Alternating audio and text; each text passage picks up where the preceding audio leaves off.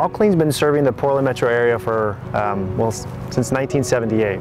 4 years ago, I approached my dad, bought the business from him, and we've kind of set out to grow the business. Once I got involved with the SBDC, I met with Kedma, and we sat down and she went through my business pretty much nuts to bolts. I mean, from the very beginning, how I do my leads all the way to the final completion of the job, all of my processes. She gave me a lot of really great ideas of how my business can run a little bit more efficiently, how we can become more profitable, and take things one at a time, one step at a time in order to grow our business larger. When we first started, when I bought the business from my dad 4 years ago, it was just me and him, no employees. It was about 4 years later. Now we have 14 employees. We have 6 trucks. We have a 2,000 square foot office and warehouse space that we're working in.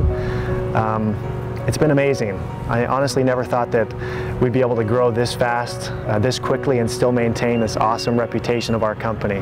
So I couldn't have done it without the help of the SBDC. I encourage everyone that I talk to, reach out to your local SBDC office, work with the mentors, check out their programs. The quality is unbeatable, and they will help you grow your business.